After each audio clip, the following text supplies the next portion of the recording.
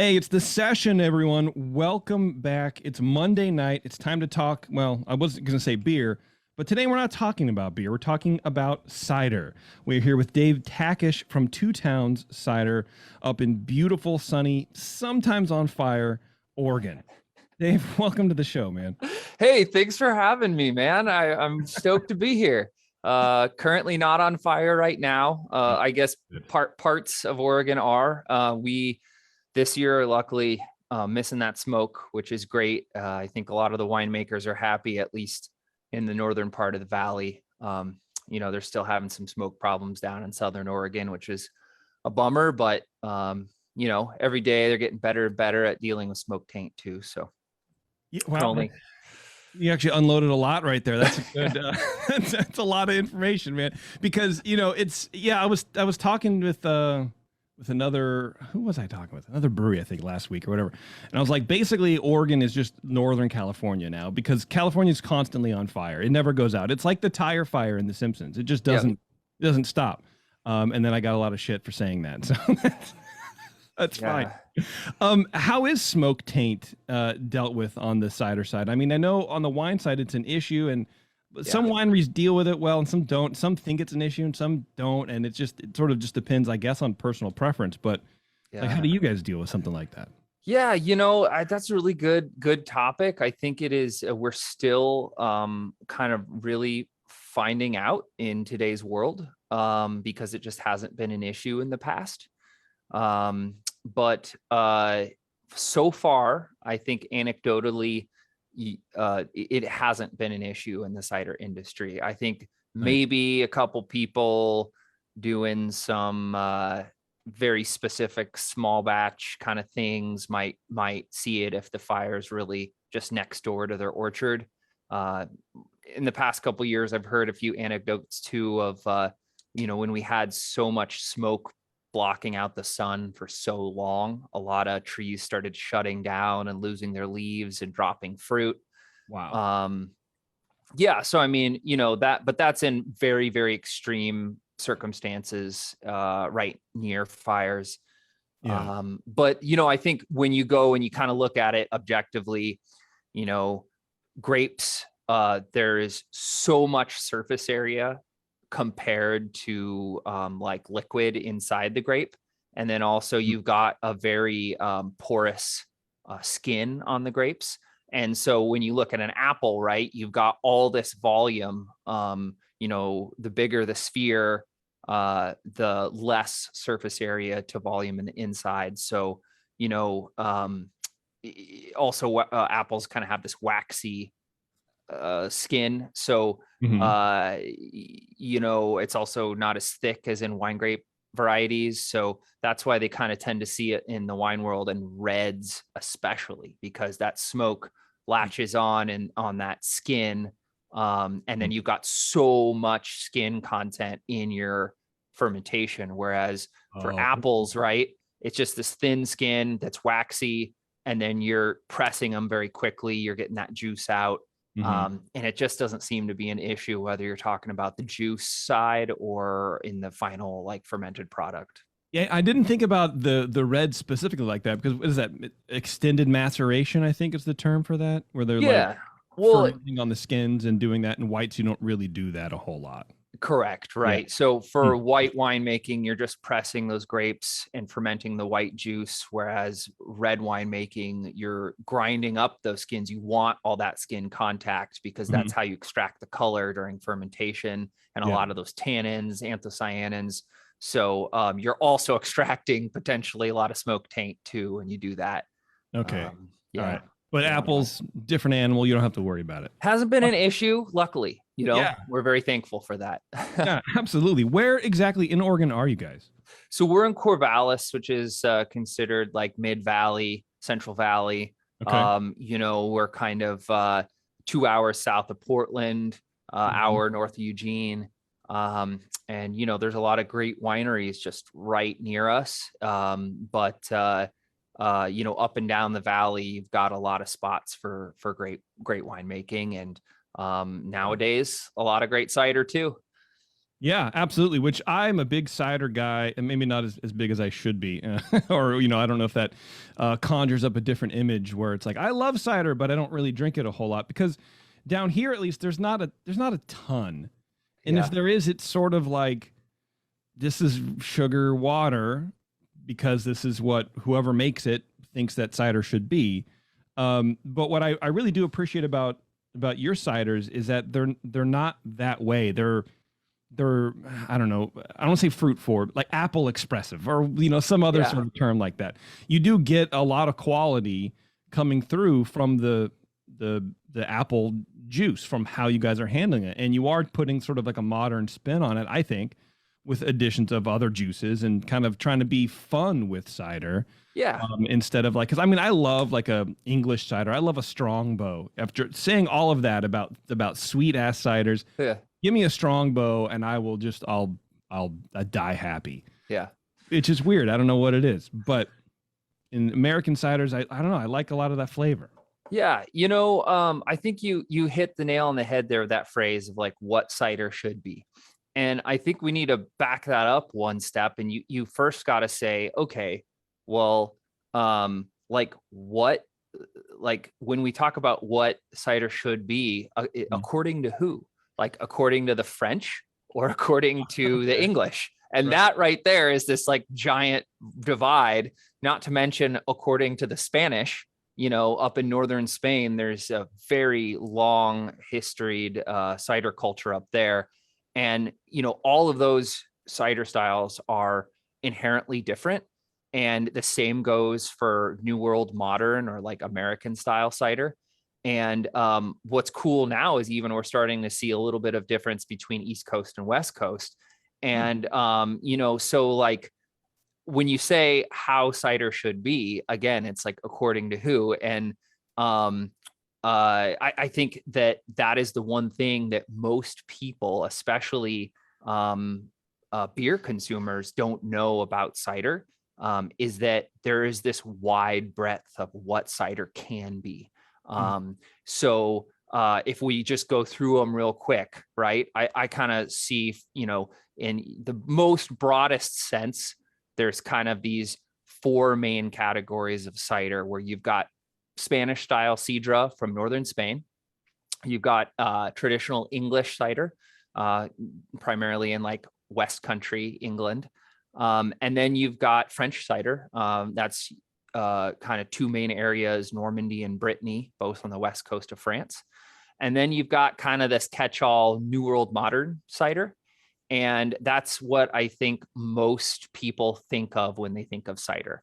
So when we talk about New World Modern, we're talking about something that's usually fruit forward. It's usually made with dessert apples or like more modern eating apples that you'd find in the store. Okay. And it tends to be, medium acid, a little bit delicate, crisp and bubbly and yellow, right? Like that's kind of the stereotype of New World Modern. Yeah. And within that, you already started getting in on like, okay, well, what if it's kind of watery or too sugary or too sweet? And those are some of the downfalls in the New World Modern category. I mean, when you start with a Fuji apple, there's just not the same tannin content and acid content of like a Rhode Island greening apple or like a Porter's Perfection.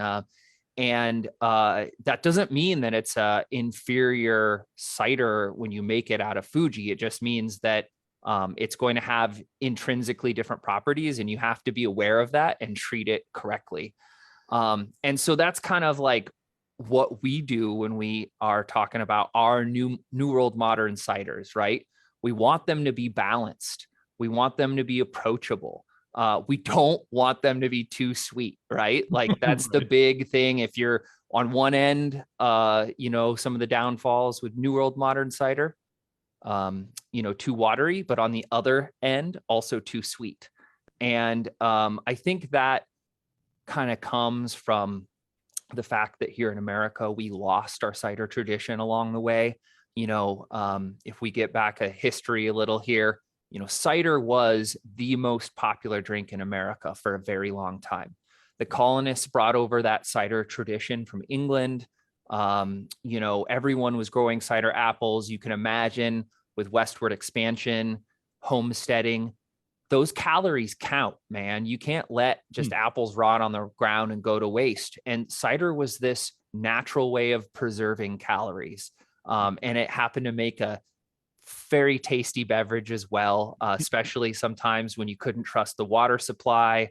You've got this wholesome, safe thing to drink that has calories in it and is making use of something on your farm. And that was like the deal in America, just like all these other places where they grew apples, they were making cider. Right. And then Prohibition came around.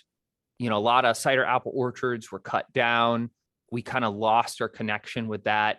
And when Prohibition was repealed, there's a lot of factors. Like, think about the fact that apple orchards take like at least 5 to 10 years to establish, right?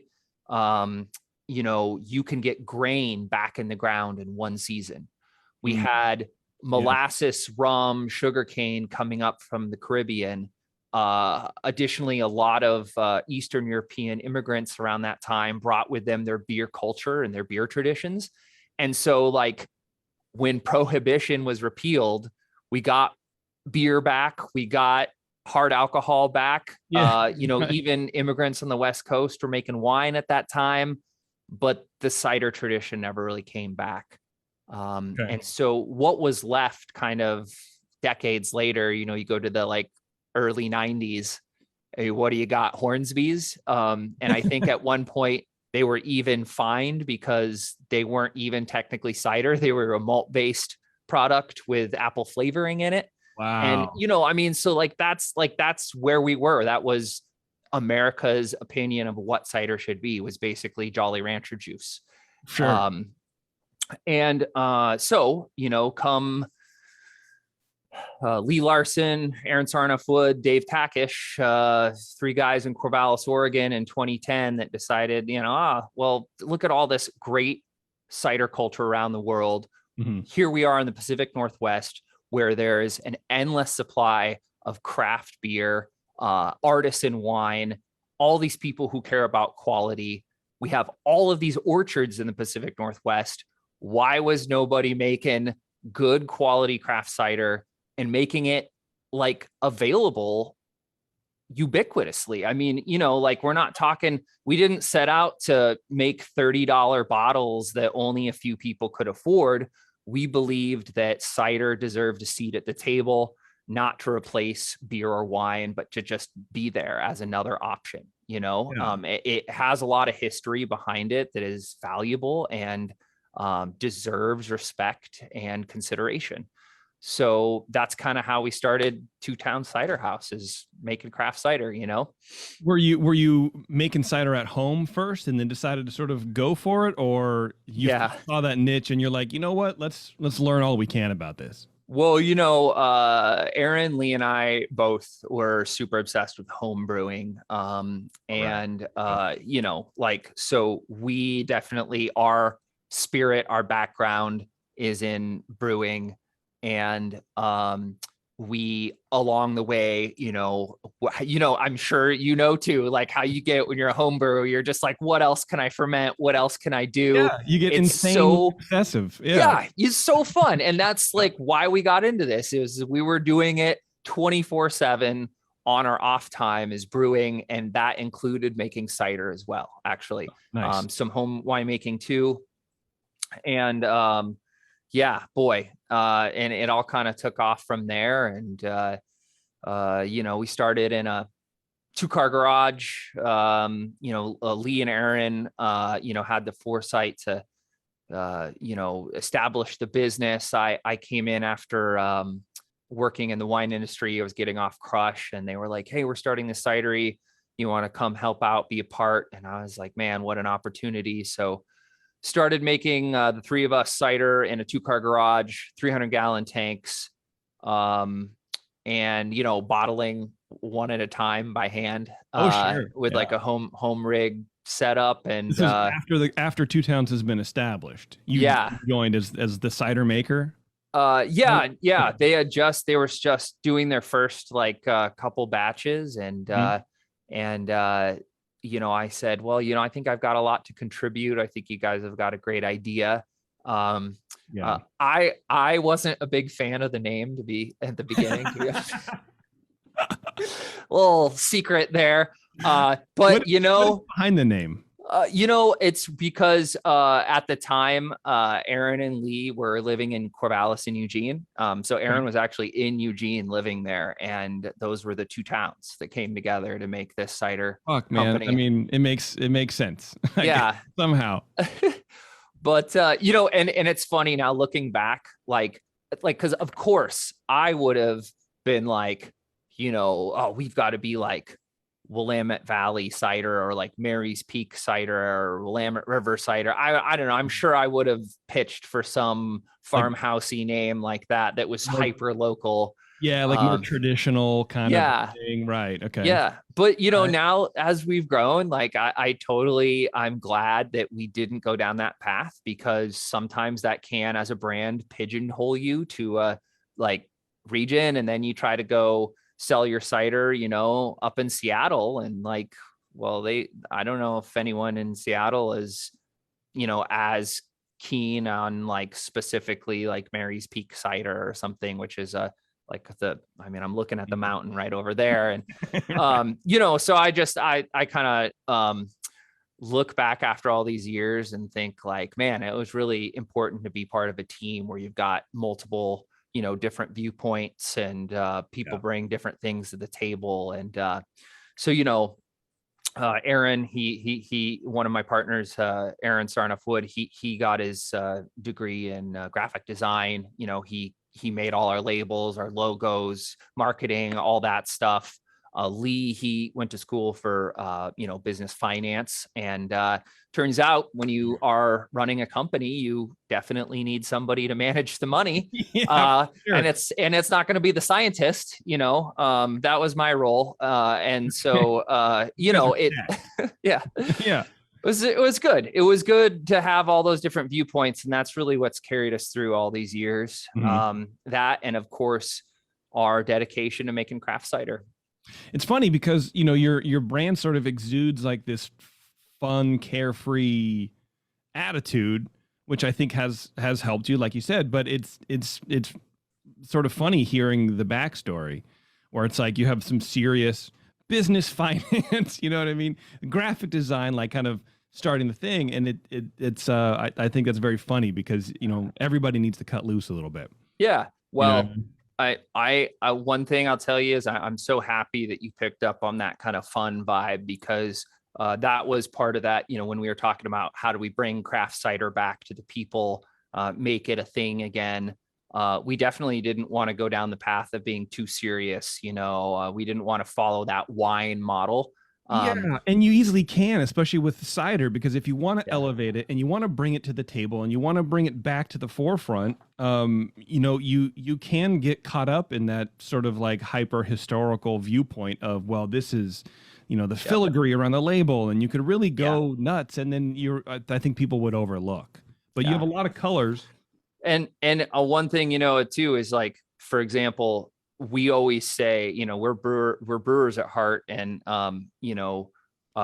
we are kind of saying is like, we have a winery license, but a craft brew spirit, and so we took all of our inspiration from the people we looked up to, when we were in college. I remember being so pumped to be able to get my hands on a bottle of like Lagunitas Maximus IPA, like right. I think one of the first beers I ever got my hands on was like Obsidian Stout. That was my introduction to beer.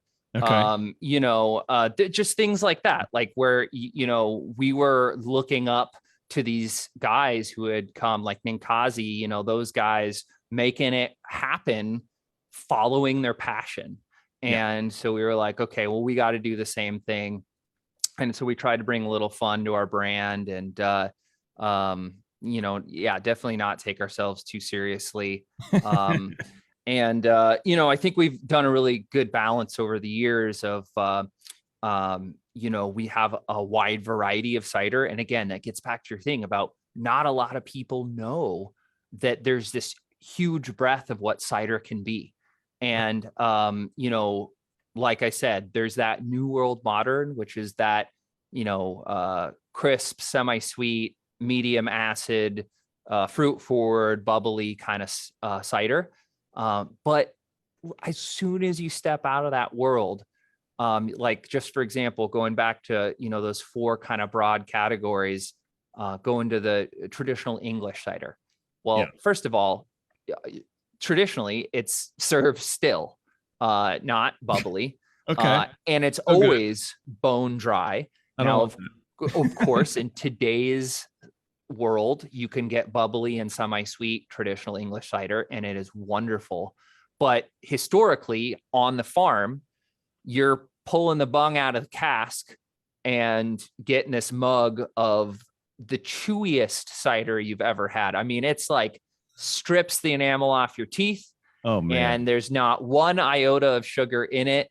And it smells a lot like the horse saddle, which happens to be hanging up right next to you. Yeah. And, it's like, but that's the deal, right? And when I went to the West Country in England, we were eating cider. We were drinking cider and we were eating like the best cheddar cheese you've ever had in your life, because the town of Cheddar was like 20 minutes away. Damn. And there were grooves in the pavement, or not even pavement. I think they were like stone foundation. And there was grooves like 4 inches deep from where over the 100 years cider had been dripping out of the casks every time somebody poured a mug. And it had eaten like 4-inch grooves out of the stone because they'd just been serving it in the same place out of the same damn cask for like 200 years straight. And, you're eating pickled onions the size of your fist. And it's like, in that sense, right? That kind of cider is what is supposed to be drunk there.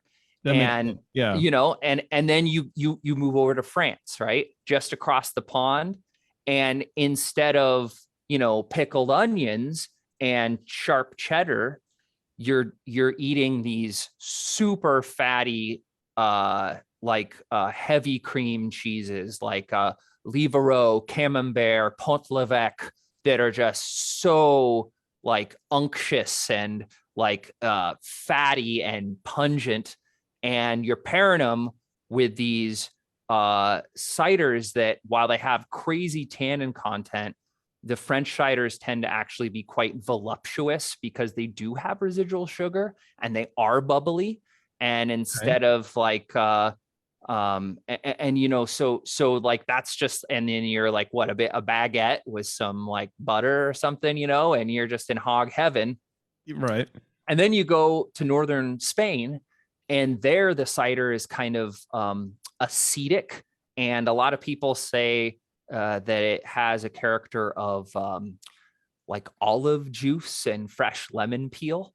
So kind of think of like a dirty martini flavor profile. Okay. You had me there. You lost me with the dirty, and then you had me with the martini side. Yeah. So okay. So you get it. Like, it sounds weird at first. And I tell you what, if you bring a bottle of Spanish cider back to the States, it's just, and you're trying to eat it at some barbecue, like it's gonna be weird, right? Sure. But when you're in northern Spain and there's just beautiful people on the beach everywhere, and you're eating the best tapas of your life, and somebody's pouring you some Spanish sidra from 6 feet above their head into the glass, doing the long pour, then it all starts making sense. And, I just feel like nobody knows about this stuff. Like, there is just so much crazy cider out there in the world, Well, Stella Artois released their Cidra, so I feel like everyone, that really brought it to the... I don't know, man. So, I mean, it sounds like the cider it's like our regional beer selections. Right. Kolsch, right? Or, I'm trying to, now I'm like lost, like Dunkels or your smoked beers from Bamberg or whatever.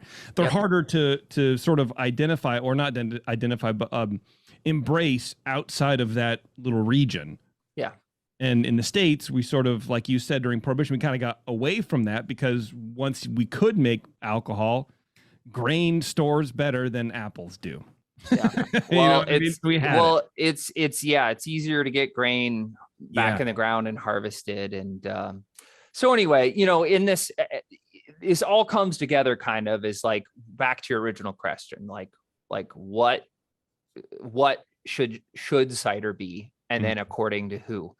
And so, you know, here in the States, there's a lot of people doing a great job, like not only bringing back historical styles. You know, we have French cider that we produce. We do some one-offs of like Spanish Sidra and also some like West Country kind of style stuff.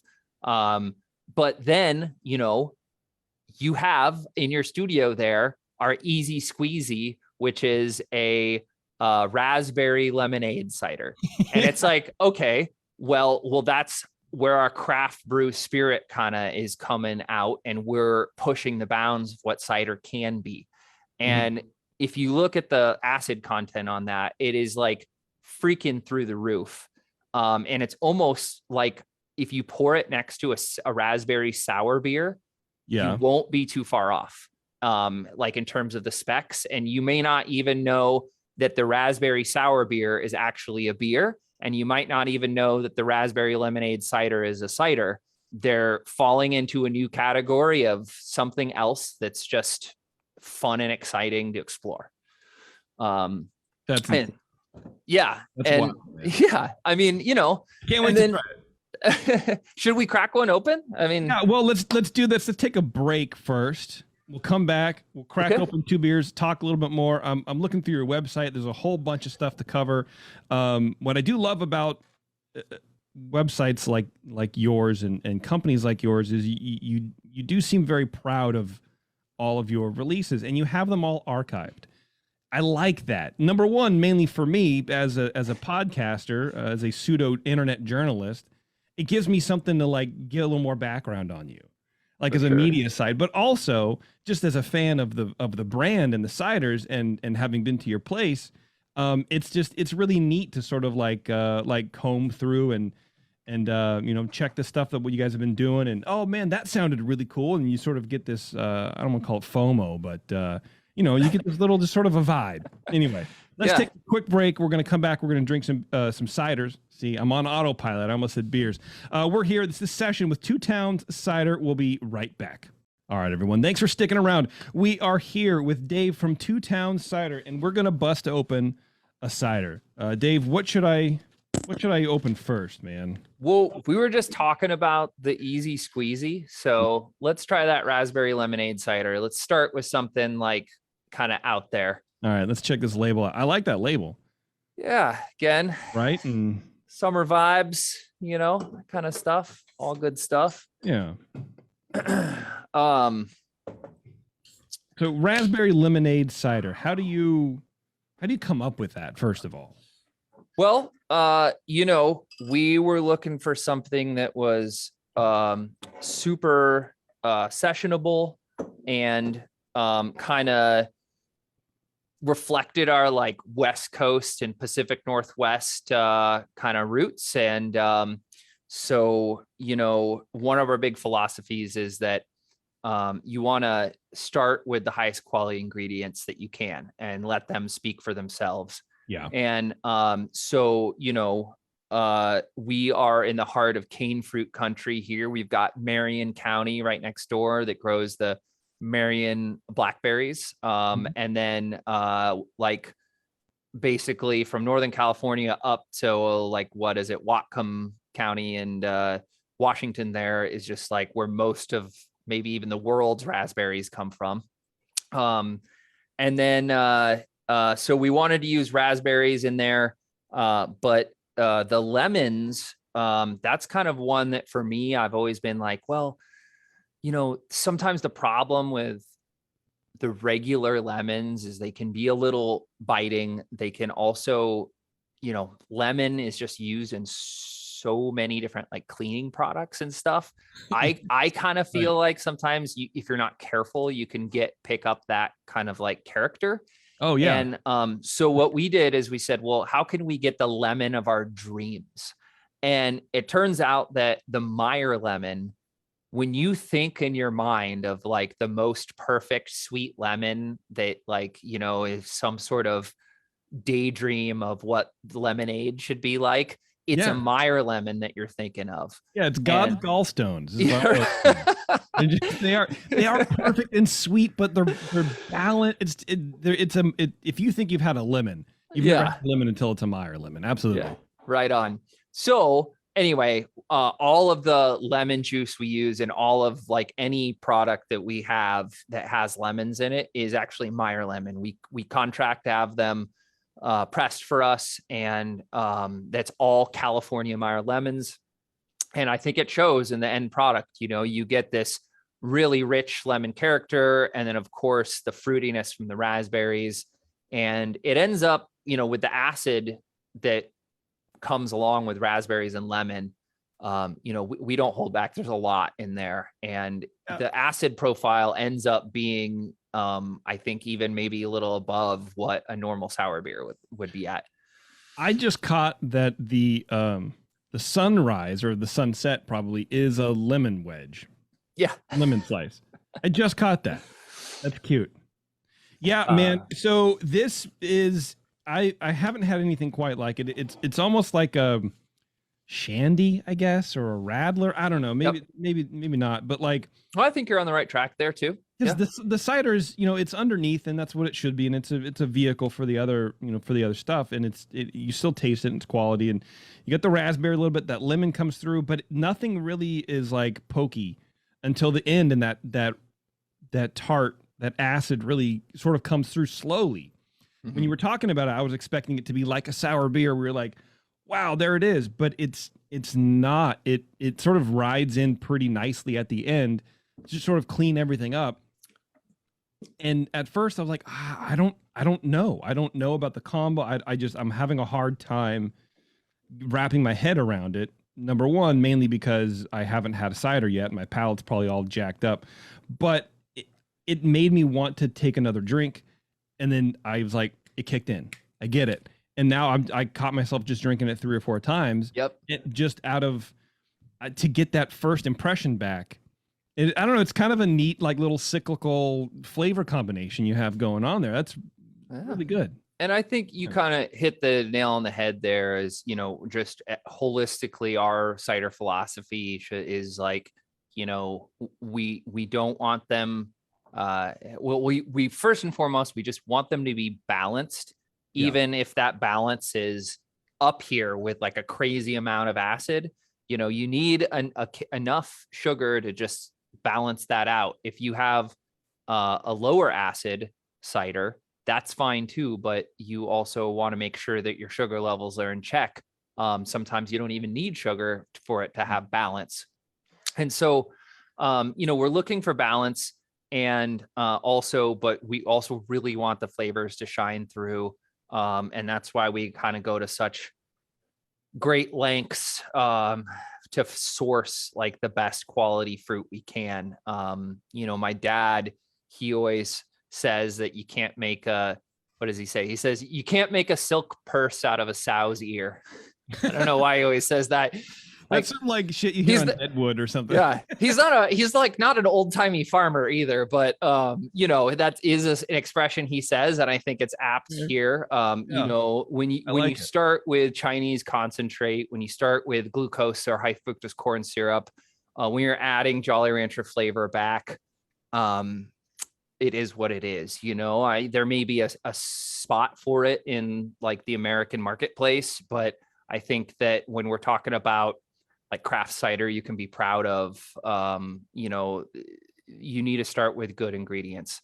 So for example, we have a pineapple cider, and that's probably like one of our sweeter ciders, but at the same time we went, we must have sampled dozens and dozens of different pineapple juices and purees, and and we settled on we found that the Costa Rican gold pineapple is this variety they grow in Costa Rica, is the sweetest, again, it's like the pineapple of your dreams. When you think about pineapple, You know, So how do you go about finding 16 different varietals of pineapples and stuff to taste to find this one? Do you work with like a broker, I guess, or how do you source an ingredient like that to pick the very best? yeah, well, you know, I think when we started out, it was more about, you know, we were just playing around with, like, for example, our first fruit cider was this one, the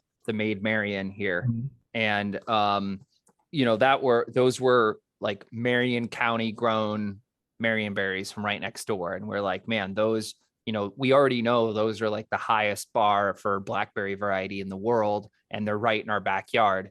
But as we evolved and we started wanting some more exotic flavors, we had to go searching for them. And we definitely have great relationships with a number of processors around the Pacific Northwest. Those processors have ties with other processors around the world, and you got to know the right people. You know, we've got a lot of brokers we work with too that we've had longstanding relationships, and they get it when we're like, yo, we need the best of the best. Yeah. We want samples, overnight ship them on dry ice from Costa Rica because we want to try them. And so that's how we go about it. We've got an R&D team now that, you know, we've got hundreds of purees and juices cataloged in the freezer, and we just pull them out. And, you know, it's kind of a dream come true to like be able to play with all this stuff. That sounds like a lot of fun, man. Just to be like, well, we walk into the toy store and you figure it out. Yeah, exactly. That's tight, man. That's cool. Yeah, this is a very refreshing, very acidic, but not overly so. I think it's you know, it tastes like a lemon peel, lemon zesty, and there's some like lemon juice to it. The raspberry cleans it up, and the cider, it just kind of comes through and is hanging out, man. It's a good time in the can for sure. Yeah. And it's 5%. Yeah. I appreciate that. Yeah. Well, I think that's probably a good segue then. You know, we've talked a lot about fruit and philosophy, and I think one thing we need to talk about a little bit is apples. You know, that's the root core, pun intended, of our business. There you go. And you know, it's so cool that we're here in the Pacific Northwest, where, you know, just a couple hours north of us in the Yakima Valley, you know, they're in Wenatchee, they're growing 2/3 of the nation's apples in like right there. In Oregon, there's a lot of smaller farms with more heirloom style fruit that we can source from as well.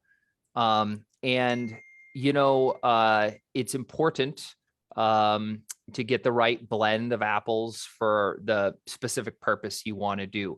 Because remember, we talked about how different like French cider is from English cider, from Spanish cider, and New World Modern. It's because of the inherent differences in the apple varieties that they have in those regions. And I think that's like important. Remember, like cider, it's an agricultural product. We're making stuff out of things that grow, you know, once a season. Mm-hmm.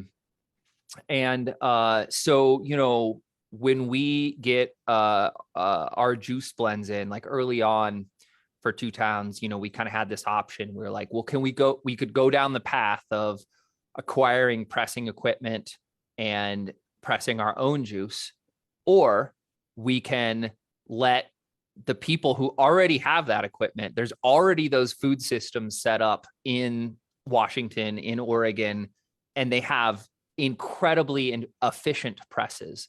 Mm-hmm. And we said, well, we could go the route of sourcing our juice and focus on making the best cider we can.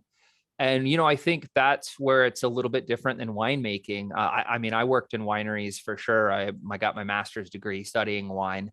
And I think inherently the pressing of the grapes, especially for red winemaking, is a lot more intrinsic to your final product, because it matters. You know, there's the winemaker sense of, you know, whether they do it scientifically or whether they do it by taste and feel.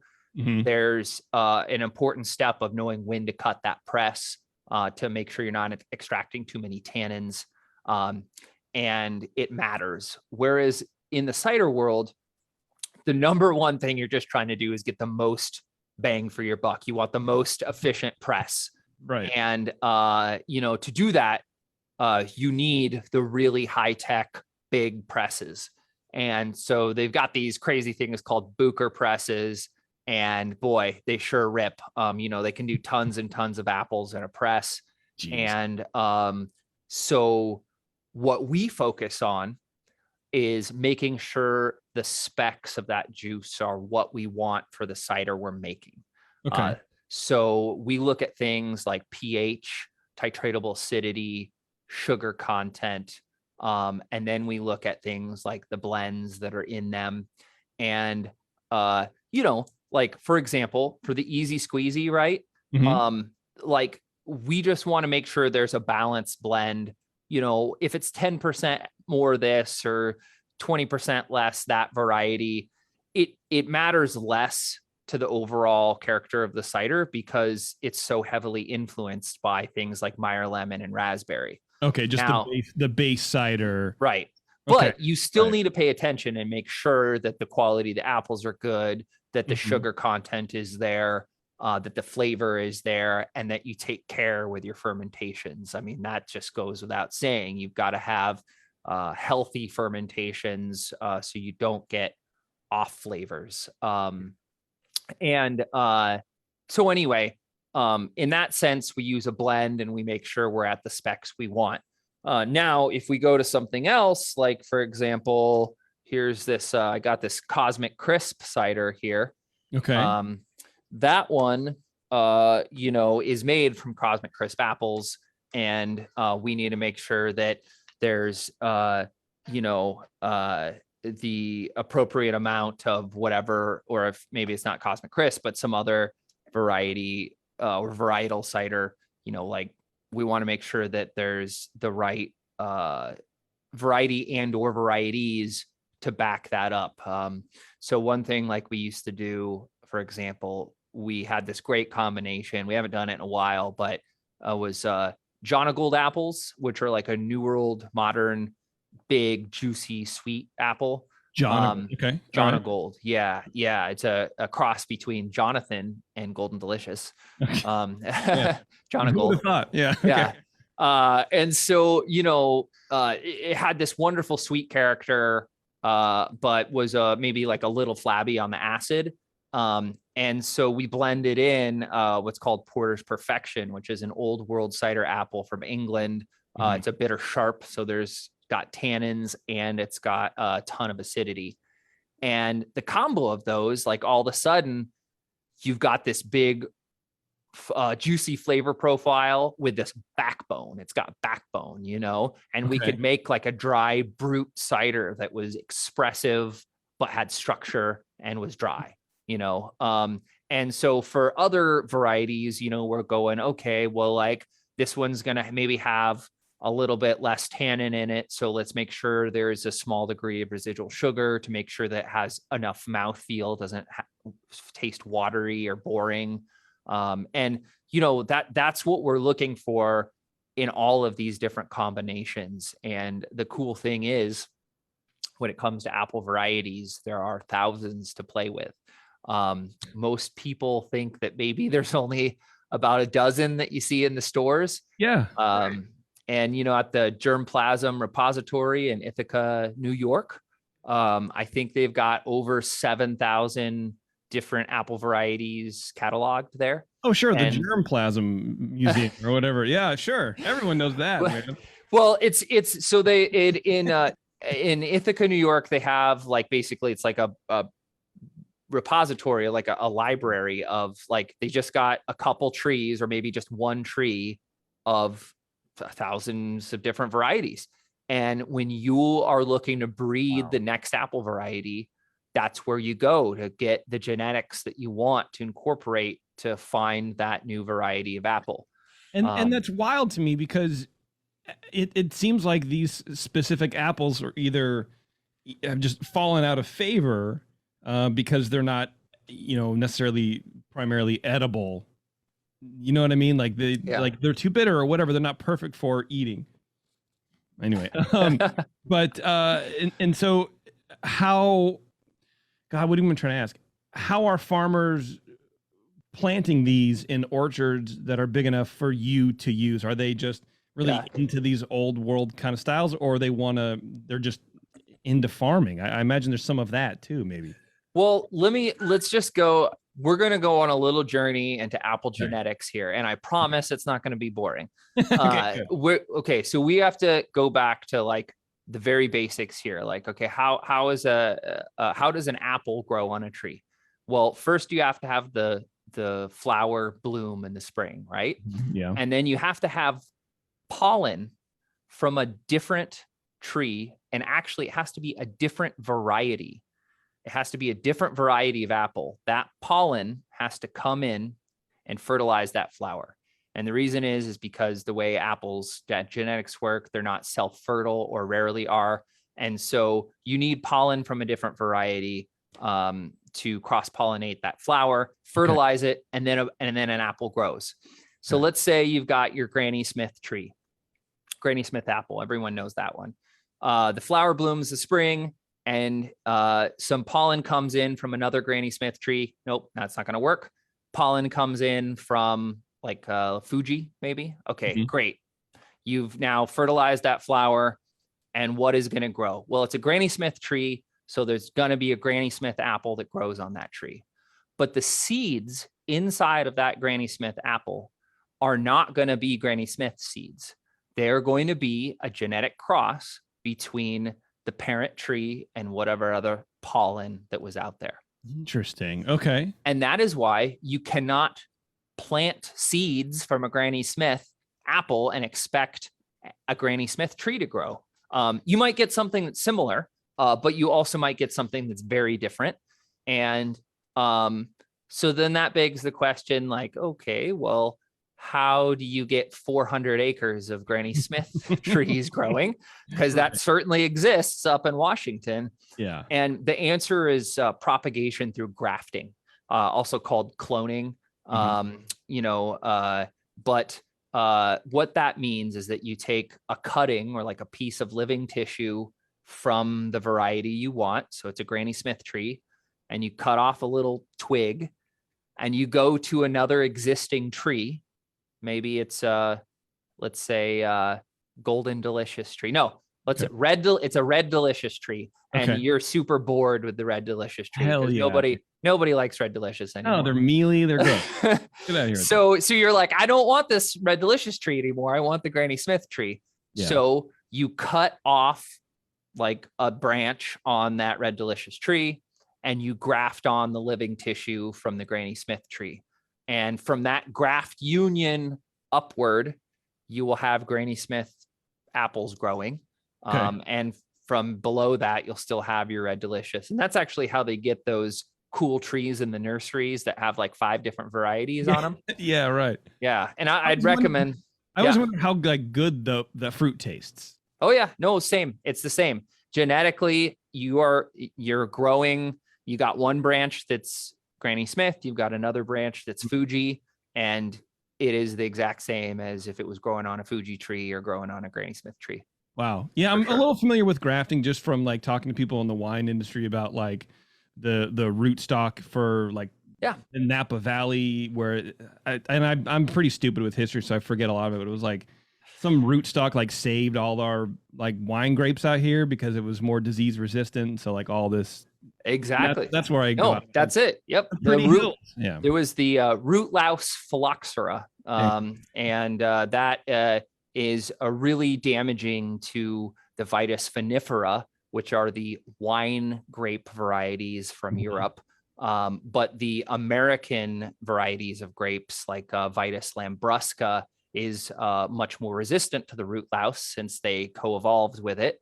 And so when you graft on, so what you do is you grow the roots in the ground, the Vitis lambrusca, and then you graft on the wine grapes that you want. And actually, it's the exact same thing in the apple industry. People, like if you have an apple tree in your backyard that's like only maybe like 12 to 18 feet high, that is a grafted tree, because normally apple trees will grow to like 30 feet high.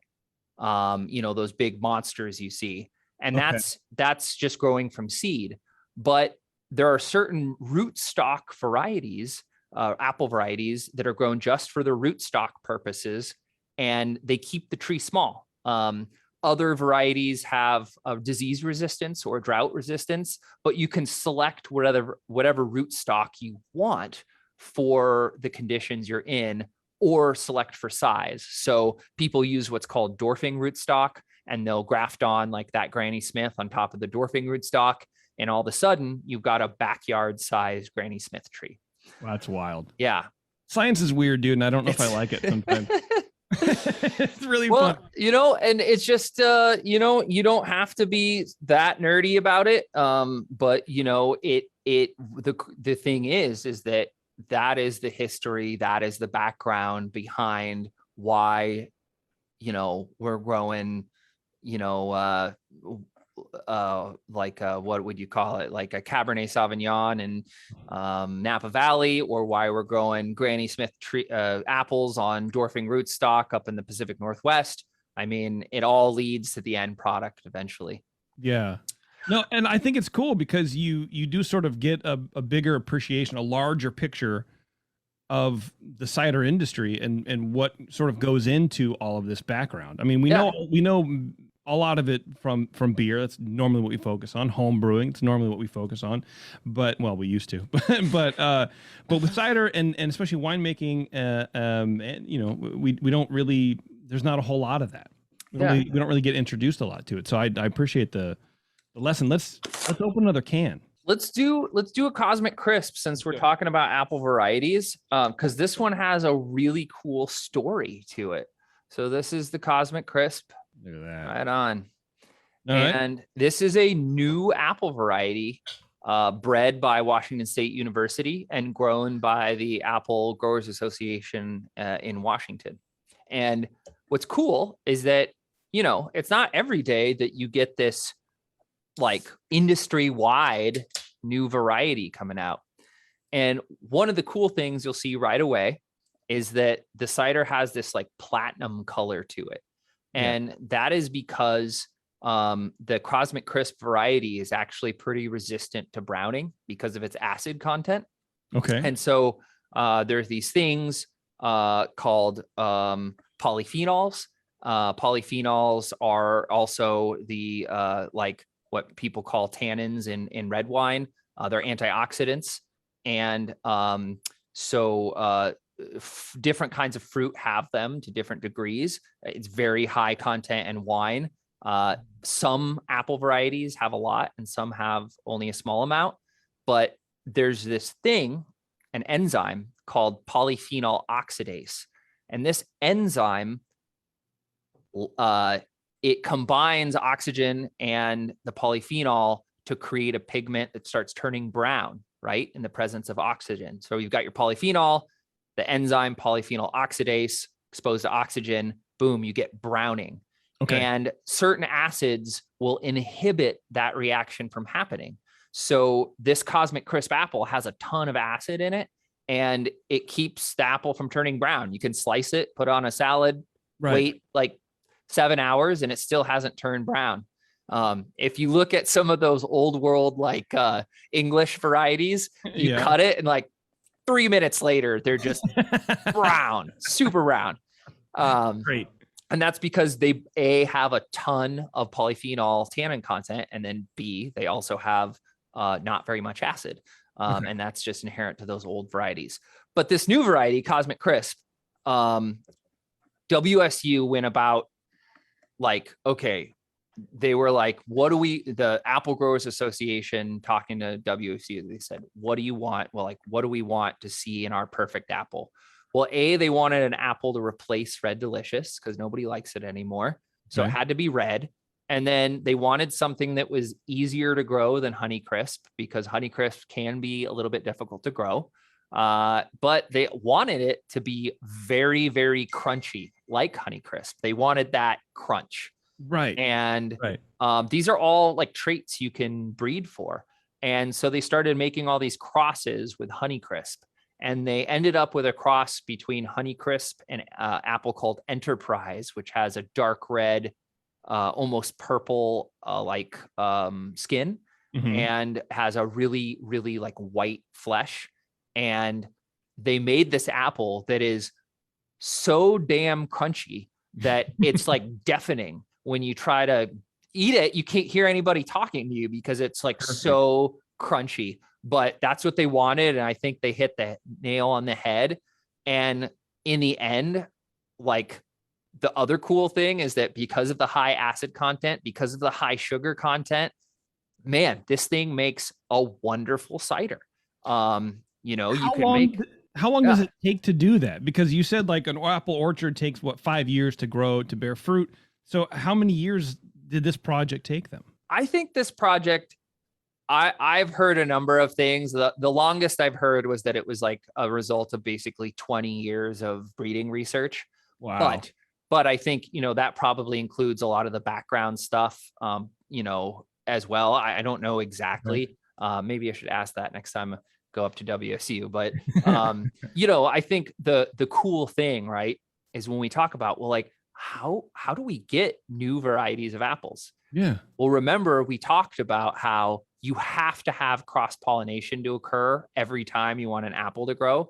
So we talked about like the example where you have a Granny Smith tree with flowers on it blooming, and then you need that pollen from another variety to fertilize the flower. The apple grows. Those seeds inside are the cross.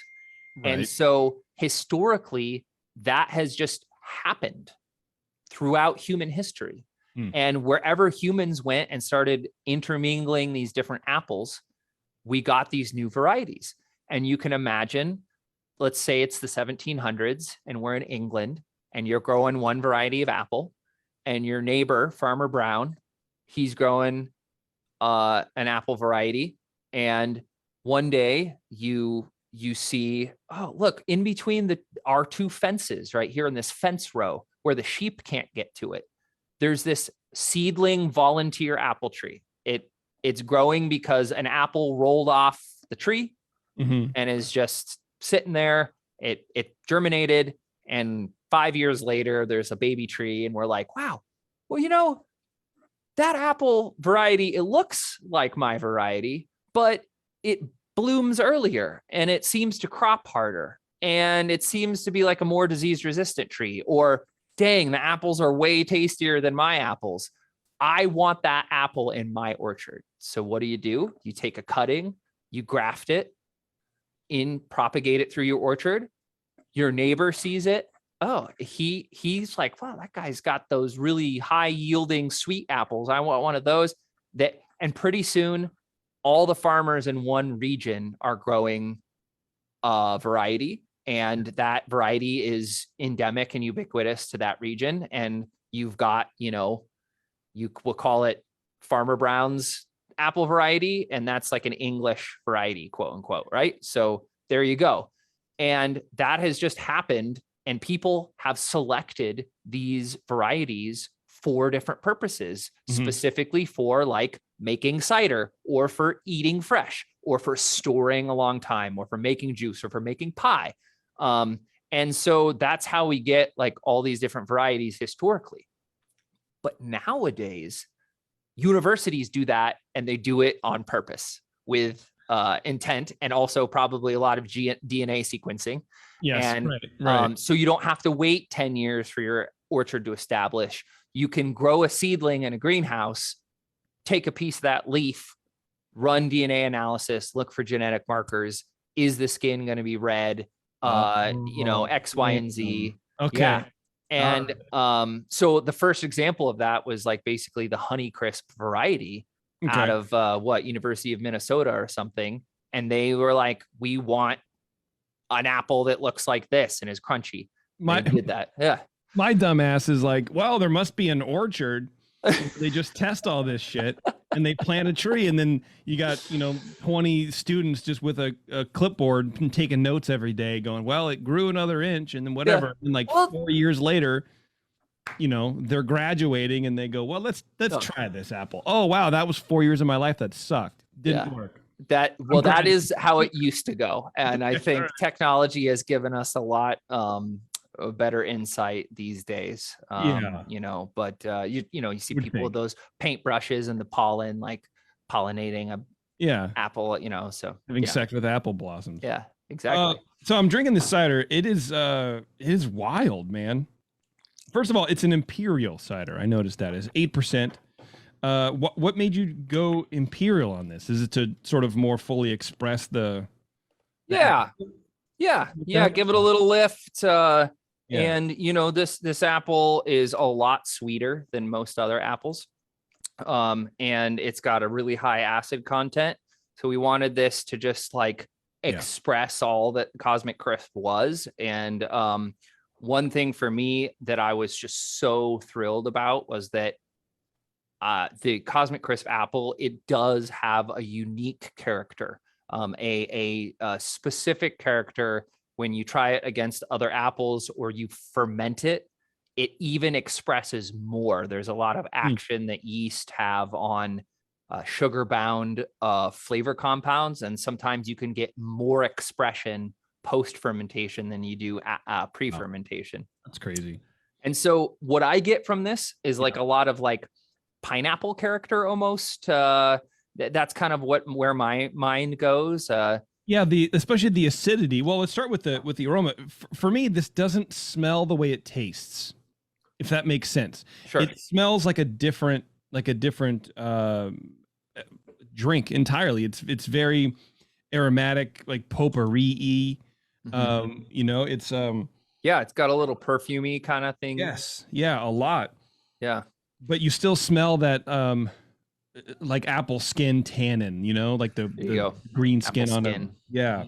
Yeah. And so you get a lot of that coming through, but it's almost like underripe pear. There's like some pear notes to it also. That actually, I always love hearing how other people describe things, because sometimes you pick up stuff that you're going to use later. And that like underripe pear is a great aroma descriptor for that. Well, I'm a super taster. Yeah. I tell everybody that. It's fine. You can use it. Yeah, and then you taste it, and it's darker apple flavors, probably because it's Imperial. So it's and darker. I mean, like concentrated, I guess. I need a better descriptor for that, because I use it sort of a lot. That's just what I conjure in my mind. Yeah. But and then there is some pear. At the end, there is that pineapple, but it's like underripe pineapple also, where it's more acidic than sweet. Yeah. But it's there. It's that tropical pineapple-y. I think you're hitting it on the head, where there's some like at first a little perfumey character, then there's like an underripe pear character, and then there's some like a little tropical like character. Green apple, red apple, like you and maybe because I know it's a cider, and maybe I'm pulling that out in my mind, but it is like a green red apple mix kind of a thing with some of this tropical fruity thing. That's a lovely mess of an apple flavor. It's just it's a lot. So that's what I mean. It doesn't smell the way it tastes. You're getting it's a 2-for-1. You're getting two sensory like overloads. That's a very powerful combination that you have there. That's very good. Yeah. And I think, again, I think that is all, we just take care to make sure that fermentation is really healthy and very, we ferment this, quite slowly, like compared to, like when you're doing beer fermentations, right? I think depending on the starting gravity, you're looking at, for maybe smaller craft brewery, like 5 to 7 days or something of fermentation. And, I think the bigger guys get it down lower than that. But, our fermentations are taken, over like up to 2 weeks sometimes, because we're fermenting them cold, and we want them to just take the time to express that apple. And we use a very like neutral, clean yeast on it. And so what you're getting out of that is like the Cosmic Crisp apple expressed. And the cool thing is, if you get a Cosmic Crisp apple, you'll pick up on some of those exact same underripe pear notes and those pineapple notes like in the apple. And that's why I just am so thrilled about this cider, because here we have this apple variety that the, Washington farmers were like, we want something that identifies us, the next Honeycrisp. How are we going to stand out in the nation of like having a really awesome apple? We want something to be deafeningly crunchy and actually have some real flavor in it. That is something that the agricultural world has sometimes in the past couple decades forgot to breed into their new varieties of fruits and vegetables is like actual flavor. They're just many times breeding only for color and size. But they wanted something that truly has flavor, and also besides that sweetness has some acidity to back it up. So the stats on this apple are wonderful. And then you got Washington State University partnering, like you've got the agricultural side and then you've got the science side, and they breed this gorgeous apple that checks all the marks. And then, we're bringing it in-house, fresh pressed juice, fermenting it with a clean yeast, putting it in a can. And now there's not only this new apple variety out there, but a new variety of cider as well. I mean, it's so cool. You're like a agent for like a AAA ball player. Like this kid, I'm telling you, this kid is perfection identified, and everyone's gonna love it. I mean, I can definitely see it. Do you mess around with like dry hop ciders? Because I feel like would be a good base for a nice dry hop. This would be a great base for a dry hop cider. And we have a little line called the Cellar Series that's going on right now, where we do some fun, like kind of out there, like really, really interesting flavor combos. Damn, I love fun. What are you guys doing? Boy, let's see. We had a Marionberry tequila lime cider. That was pretty crazy. Get the fuck out of here, dude. Really? Yeah. Sounds very good. Yeah. I mean, it was like a kind of like a blackberry margarita flavor profile almost. Dude, like that sounds awesome. Yeah, it was 8% and just wild. And one thing that is coming out very soon is because you mentioned the dry hopping, it's a citrus hop cider. So it's got grapefruit juice and clementine juice. Okay. Yeah. And maybe lemon juice. I've got to go back and look, but Meyer lemon juice. So we're trying to get all the different citrus we can. And then we are dry hopping with Saboro hops. So it's going to be wild. It's like going to be the super high acid dry hop cider. And, now that you mention it, the Cosmic, it's like such a great base for doing some more hop stuff. It really is, man, especially these and I'm so bad at like the new school hops that I don't know any names at all, but especially those like more fruit forward tropically, like you said Sabro or I'm off the top of my head, I can't. Maybe like a lot of these New Zealand hops. Yeah. Where there's a little bit of character to them, but it's like, yeah, I think this would be a great compliment for it. It would be fun.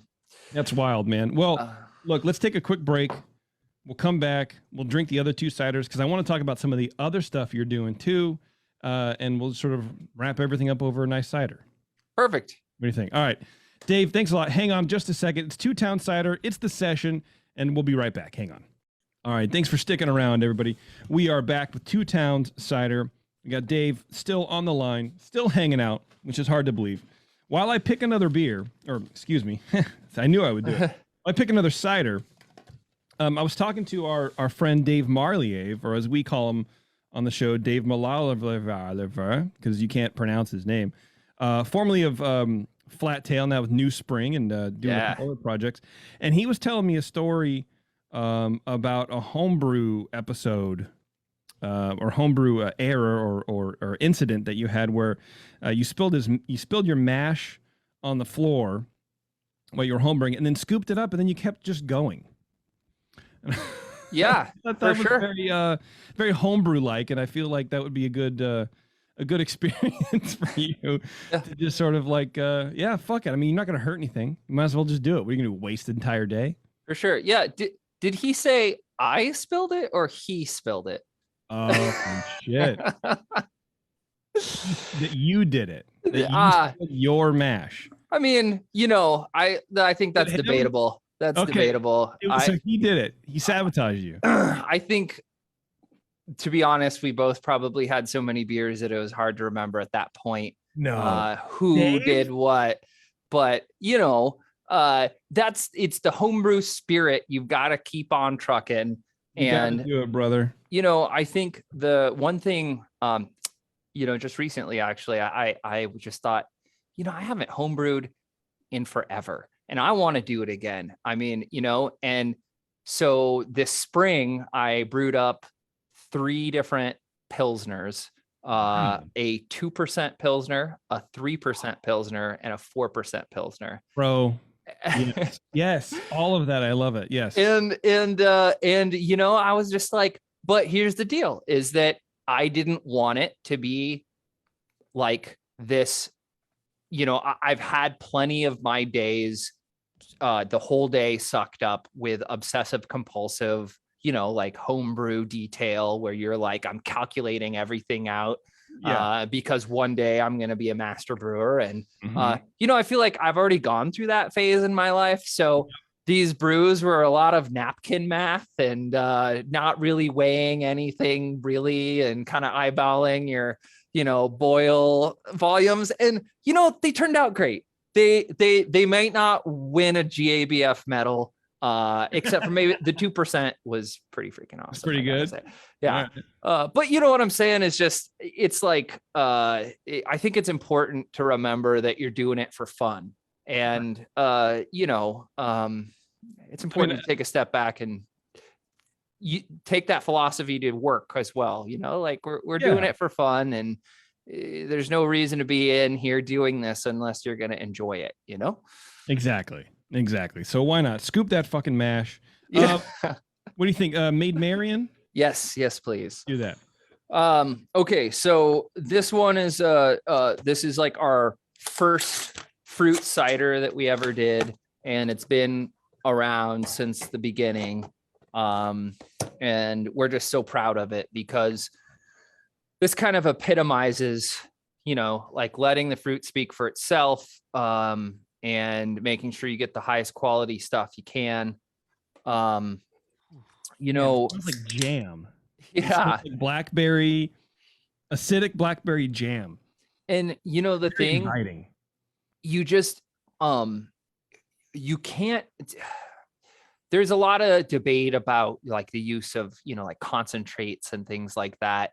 Yeah. We don't use concentrates, not because they're inherently evil, but because you tend to it's a slippery slope. And the difference between like blackberry concentrate and real blackberry puree or fresh pressed blackberry juice is that you start losing some of those ephemeral notes. You start losing the nuance.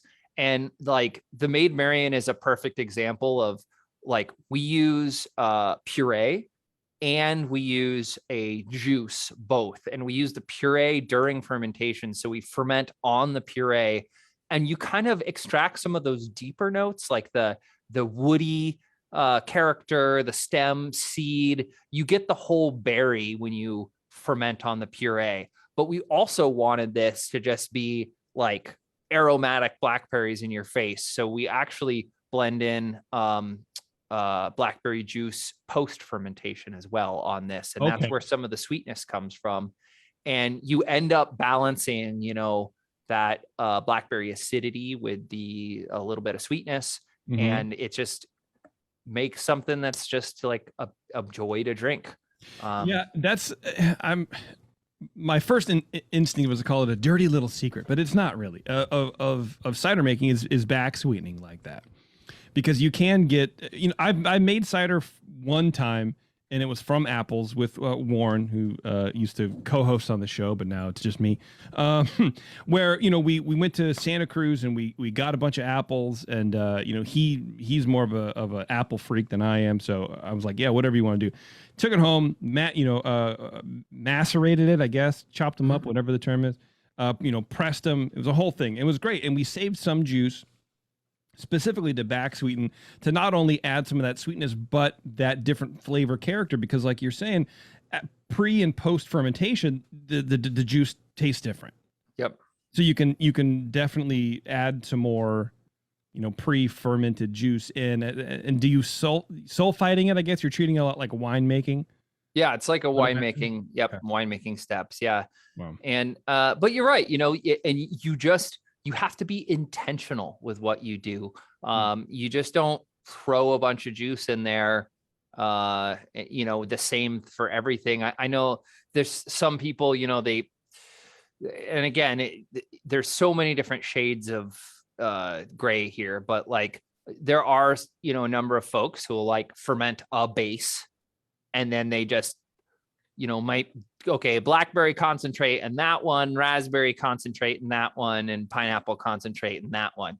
And you just kind of like lose something when you go about it in that like mechanical way.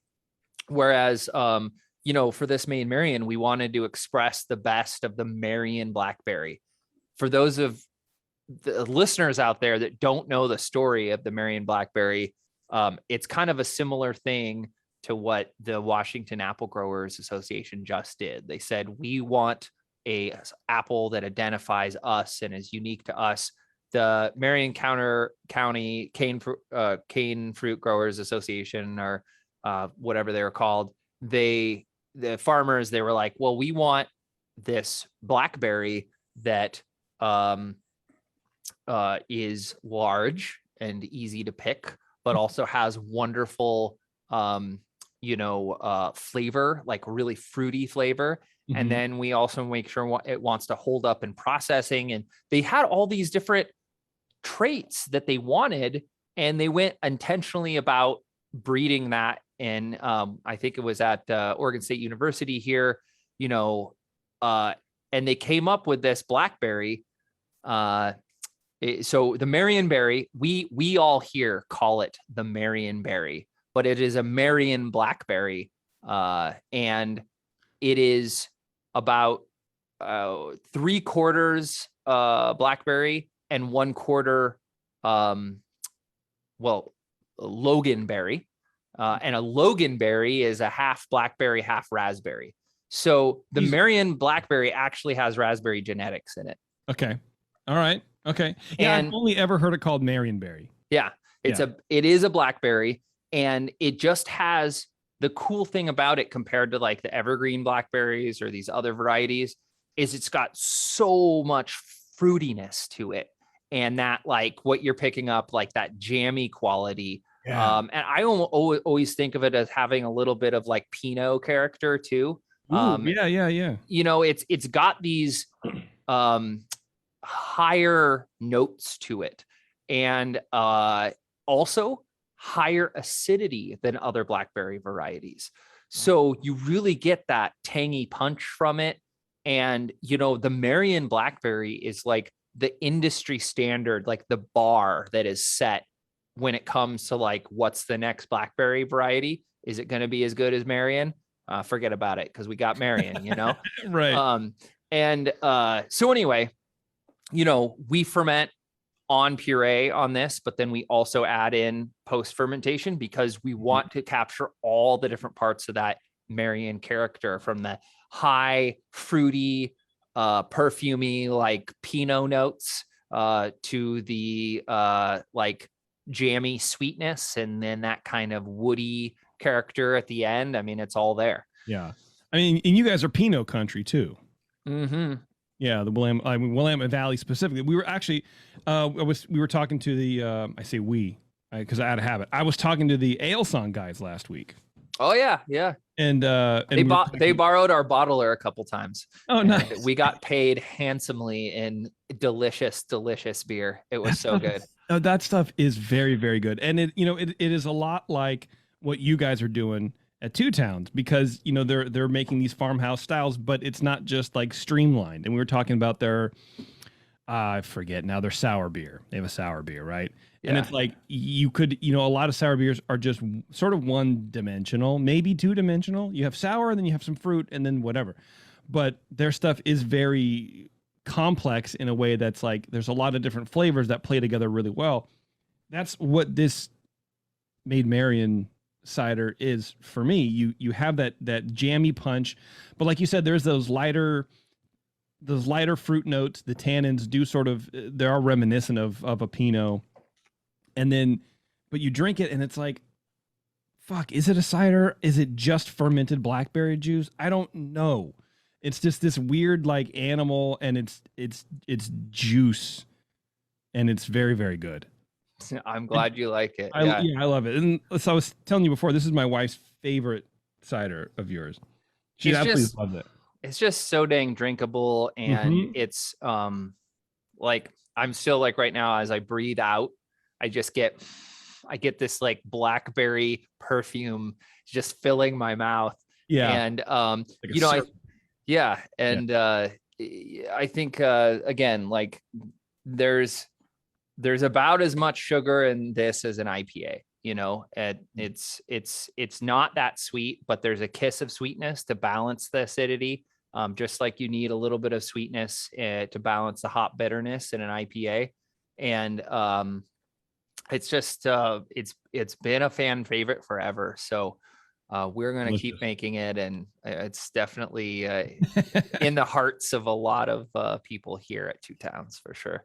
A couple of years ago, my wife and I went up to Corvallis to visit Dave, and we stopped by your facility. And I can't remember if it was you specifically or someone. You guys were canning this specific cider. Oh. And you just handed us cans. And we just, walked around fresh off the canning line. It was a really cool experience. But your facility there, I think it was like an old large office building, I think, right?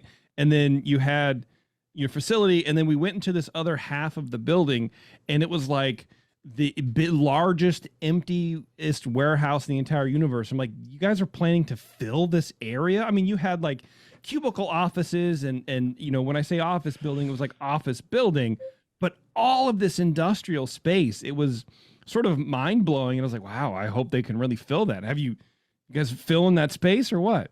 Oh my gosh.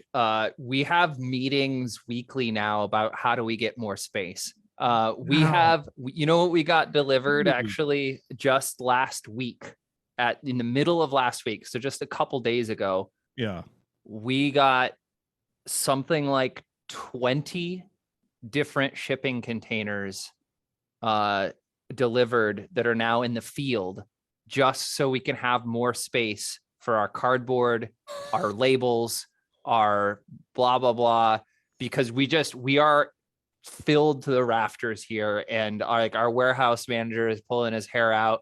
Like, you try to order something in that's got like, maybe it's like 4 drums on a pallet plus one more pallet that just has 1 drum on it. And they're just like, look at this waste of space. We've got a whole pallet space with only 1 drum on it, because it's just space is precious. We are packed in here tight, just trying to produce as much cider as we can. God, man, and I thought for sure that it would take you 10 years to move that space. Not because of, for any reason, because like it was a ton of space, and it's hard to imagine growth like that. Well, but then you taste the product, and it's like, well, yeah, of course. Yeah. And when you come up next time to visit Dave, you can come back and see all the not space that we have. Oh, I will. But the reason that we've been able to grow like this is, I think, it's kind of twofold. First and foremost, it's I think our fans, the craft beer drinkers that are out there. Like, we wouldn't be here today without craft beer drinkers and their fearless, adventuresome attitude. I mean, like you can't even believe how many like like over 50 wine snobs are just like, nah, I'm not going to try that.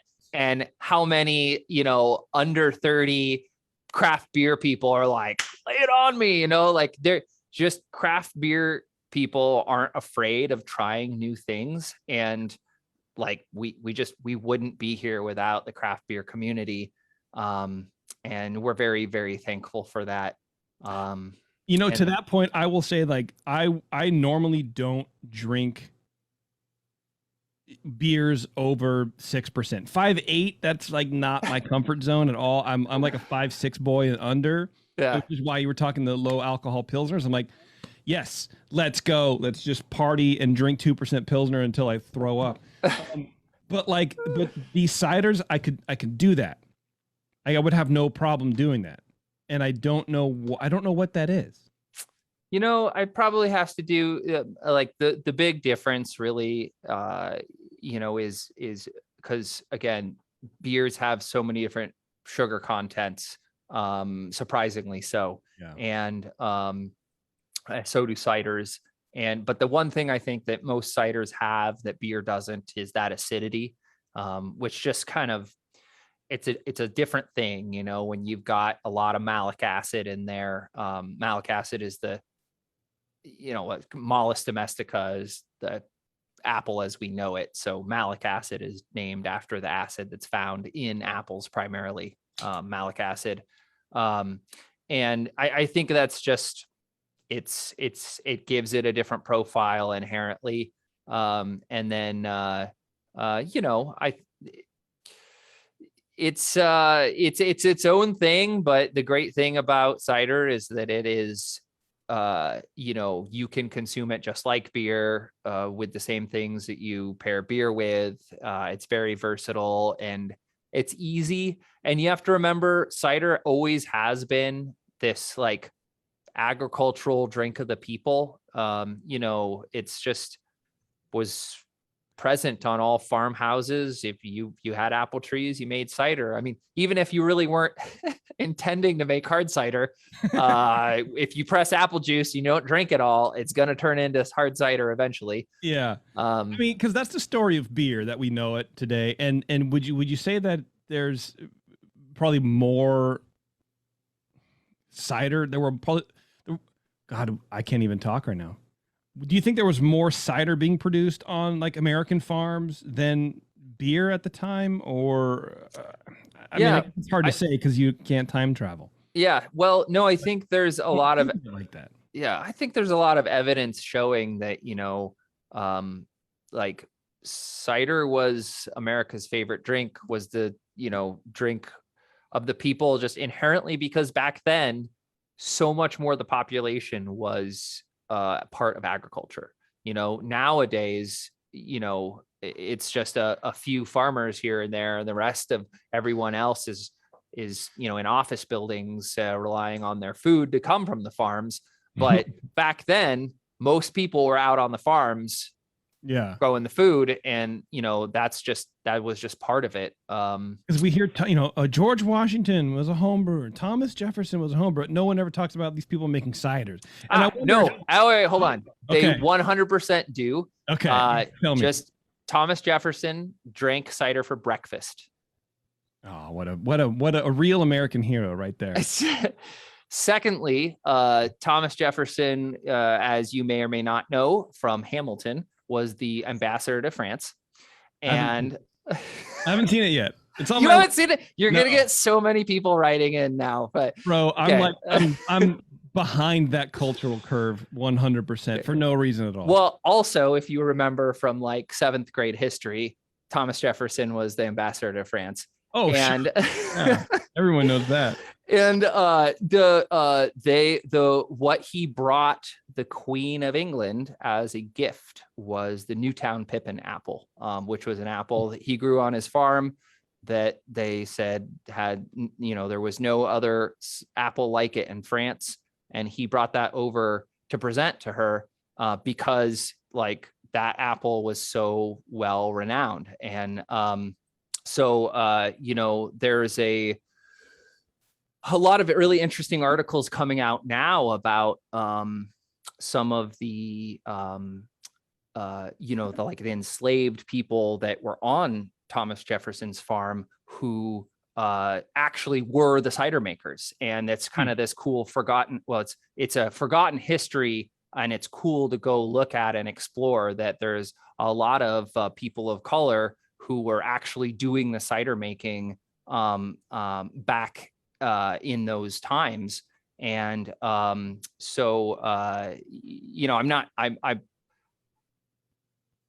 think that I'm not sure, but it may be that a lot of the credit has gone to Thomas Jefferson for being a cider maker, but it was really, I think, a lot of the indentured people on his property that were actually the ones making the cider. Oh yeah, sure. Well, that's what, when Obama was president and it was like Obama home brews, that was all the articles, and it was like, well, the chef. But and it obviously it's not the same thing, but it's on the surface it's sort of like the credit goes to somebody else who's like, yeah, that sounds cool, man, do it. Yeah, and so anyway, but there's definitely like this really cool history of cider making, throughout America, and it's cool that it's coming back, and it's cool that home brewers have kind of picked up that torch and are running with it now. And now we're seeing like all these really cool farmhouse cideries popping up all over the country. And it's really expanding Americans' view of what cider is and like what it can be. And we're also starting to break some bounds now too, and pushing further like new styles of cider, seeing regional differences come up. I mean, it's a glorious time in cider, Yeah. Jupiter Evans, that was the name of the Thomas Jefferson cider maker. Jupiter Evans. Jupiter Evans. Yeah. Oh, man. If he doesn't have a cider named after him, I don't know. What's wrong. No, he does actually. I think it's I'm gonna get it. Is it Albermarle in Virginia? They have a cider called Jupiter's Legacy. And so you should check that one out if you're a history buff, for sure. That's cool. That's cool. Our last cider is the Bright Cider. I just cracked this guy, and it lives up to his name. I'll show the glass here in a second, but tell me a little bit about the Bright Cider, please. Okay, well, this is awesome because we were just talking about Thomas Jefferson and his obsession with the Newtown Pippin. Newtown Pippin apples are what are used in this cider. So it's a part of the blend, and it gives the cider a little bit of its backbone. I think without the Newtown Pippin, this cider would be a little bit more flabby probably.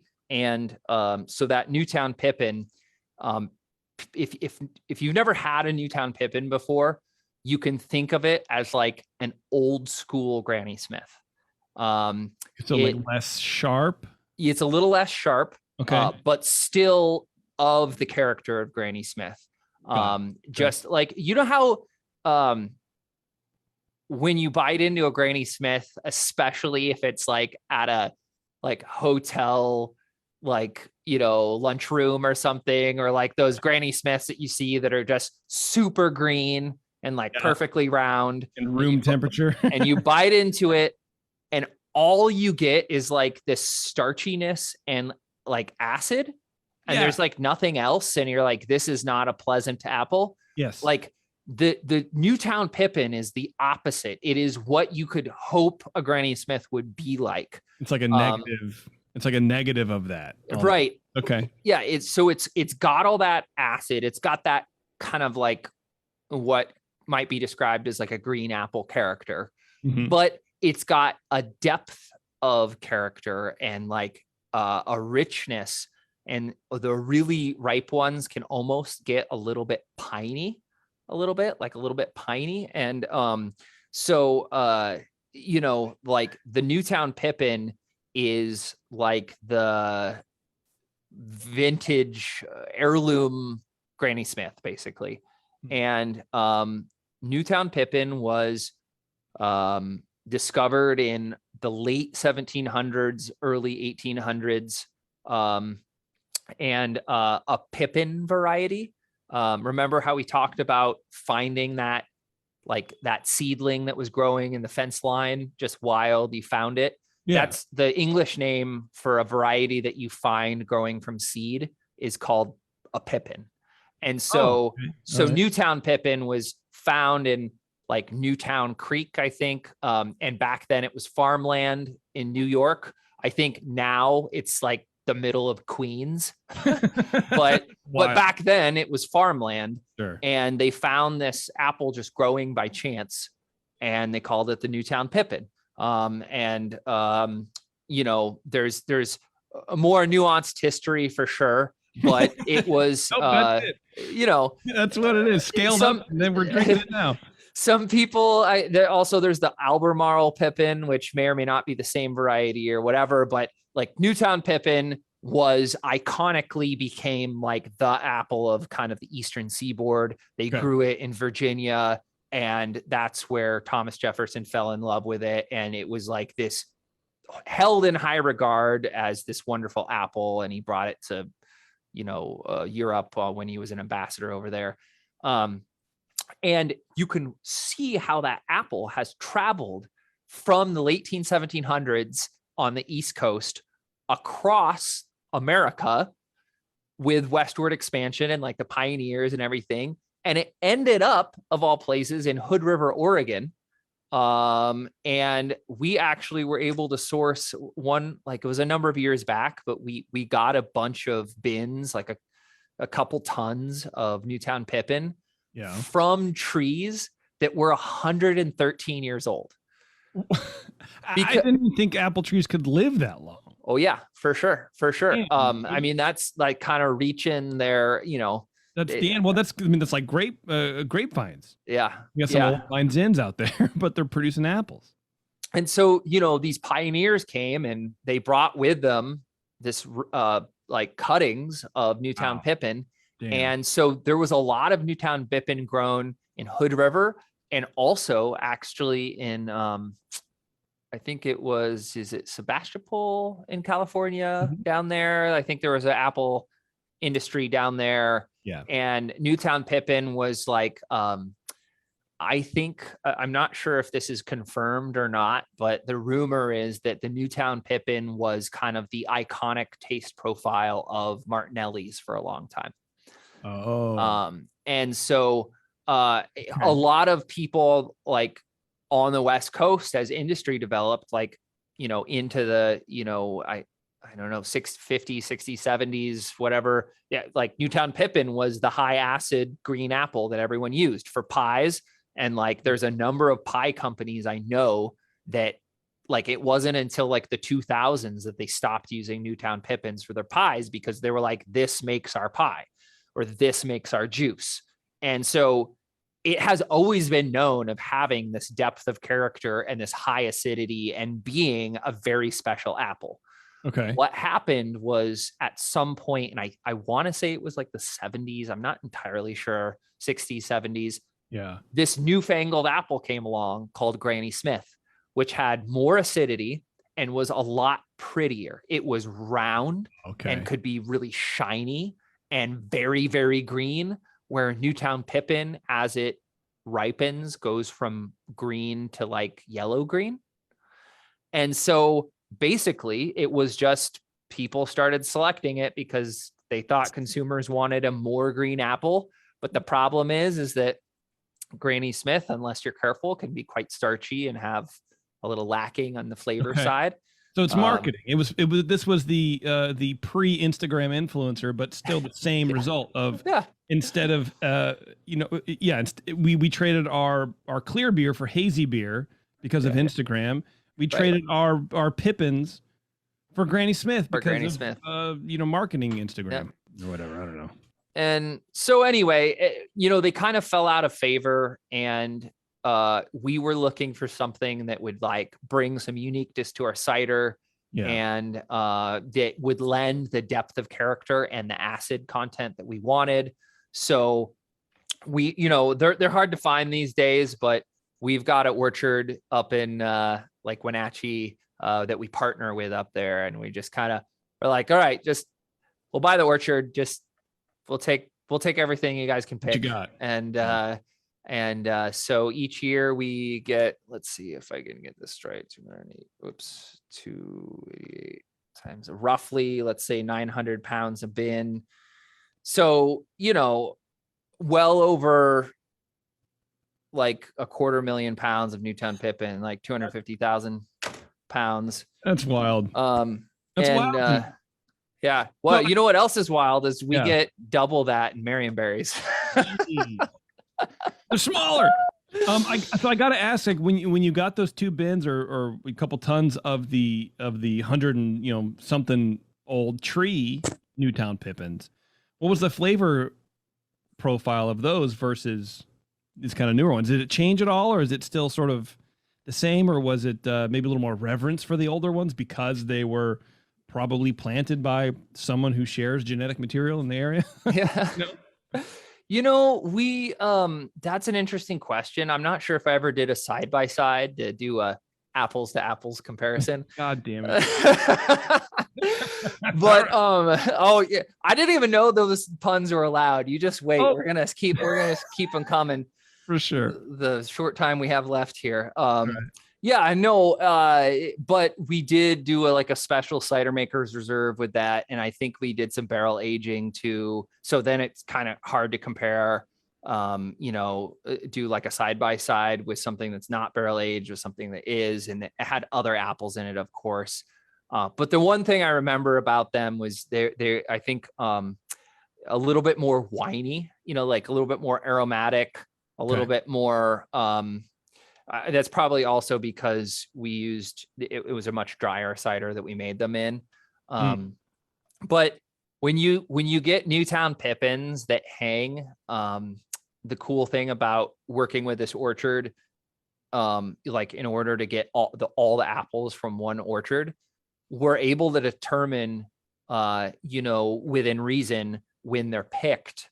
And so instead of being picked maybe a little early, for being like stored through the winter, we let them hang as long as we can to get that flavor development.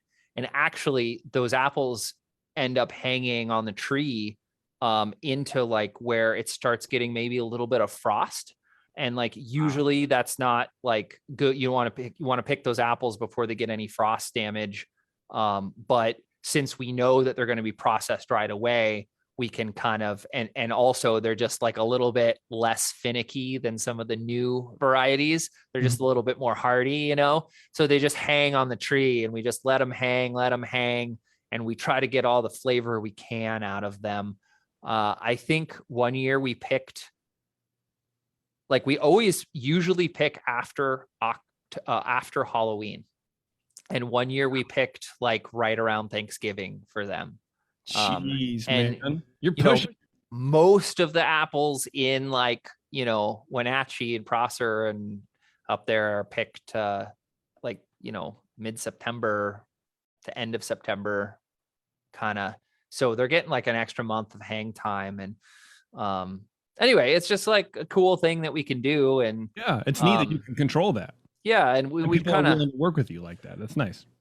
Yeah, and so the bright cider, it's we designed this to be like what we think like the epitome of New World modern cider should be like. And the irony, right, is that we're using a little bit of these old world varieties too, in it to make the best New World variety we can. But that what it brings to the table is some backbone, some depth of character. And there's some acid, and we ferment this clean. We use a champagne yeast, and we just try to just let it be a regular old cider, And that's what it is. Very tart and very bright and green apple. If you like green apples, this is the cider for you. Yeah, and not in a green apple like Jolly Rancher way, but Correct. like a real apple that's fermented product kind of way. Yeah, And and not even like a green apple like we talk about in beer, right? Not like an off flavor, like oh green right, apple skin or whatever. No, this is like biting into a green apple of an undetermined variety, right. because there's a balance there, and there is like a, you know, you get the meat, you get the skin, you get the aroma. Yeah. Yeah, it's good. So yeah, I mean, it's been great. And I always every year I love like getting the stat reports for the new towns. Like we monitor their sugar content as they ripen, you know, and it's always fun to like watch the numbers keep going up and the weather keep getting colder, and we're always like, oh man, how long can we hang them? You know, the danger, right, is like if there's a really cold snap coming, because it can get in October, boy, you just within a couple days you can go to like, you know, well below freezing. And you want to make sure you give yourself enough time to get the apples off the tree. Additionally, like if there's a big windstorm coming, you know, you don't want them all falling off the tree or anything. Yeah. But luckily they hang pretty well. So yeah. Okay. Nice, man. Nice. I'm looking at your site now. You do an apple brandy. No, we do that a right? Pommeau. Okay. Is that what you're looking at? The Pommeau? Yes. So the Pommeau has a super interesting story behind it. So that is the easiest way to say it is that is an apple port. I don't know if you or your listeners are familiar with like port wine, but yeah, a little bit. Basically you take, you know, you take your grape juice, you start fermenting it like you're going to start making a wine, and then halfway through the fermentation, while there's still residual sugar, you dose in a bunch of grape brandy, and then that halts the fermentation because you're bringing the alcohol content from maybe like, you know, 5 to 7% up to like 19%. Yeah. And you're basically killing off all the yeast. And then what do you have? You have this sweet dessert wine, basically, that is fortified with some brandy, and it's port, you know, and you age it in barrels. Well, in France, in Normandy, they have they do the similar thing with apples and cider, and it's called Pommeau. And another thing that you or your listeners may not know is that in Normandy, in the cider country there, that's also where Calvados comes from. Calvados is an apple brandy that is made in Normandy, and it is world renowned, being very, very good.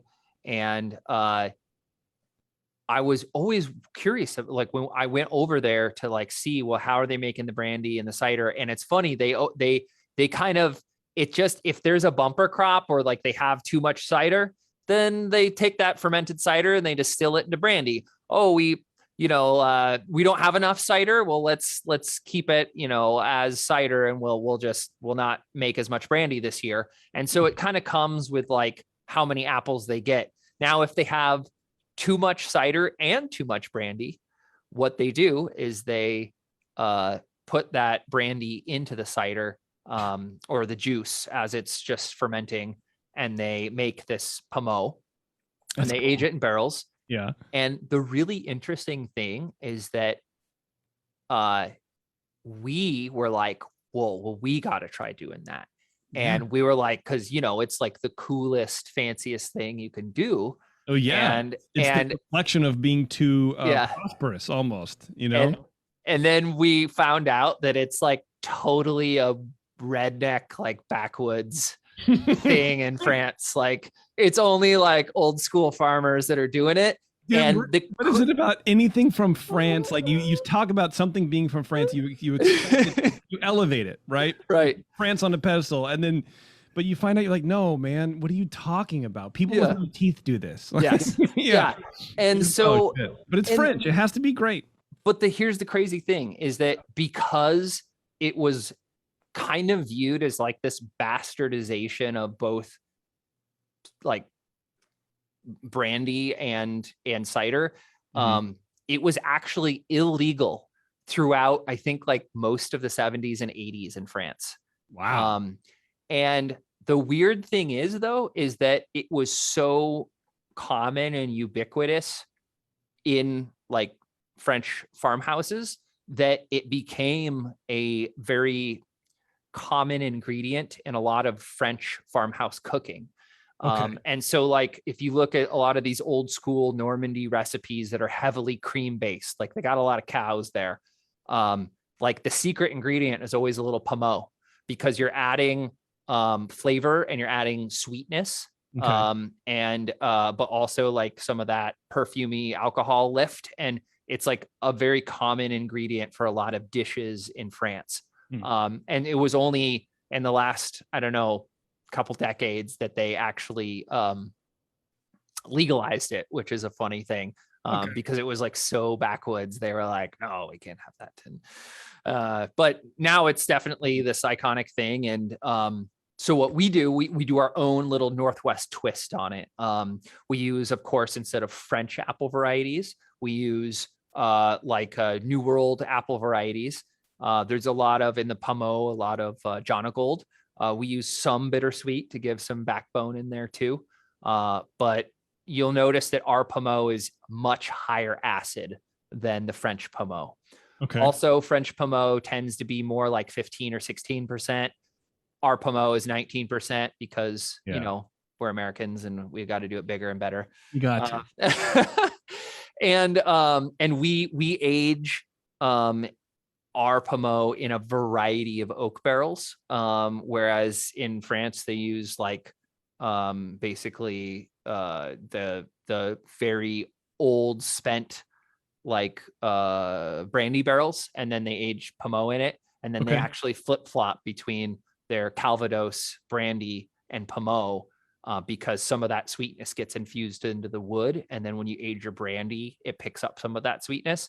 But we're using like smaller barrels, and instead of the really large like foeders, or I guess in France they like puncheons or something like that. But we're using smaller barrels, and we love getting like a lot of different stuff. We use some old Chardonnay barrels. We'll use some Sauternes barrels, all sorts of weird stuff, just to like layer on the complexity, right? Yeah. And when you start, like, you use this delicious fresh pressed juice, and we add apple spirits in. And so these are like a high proof spirit that are unaged.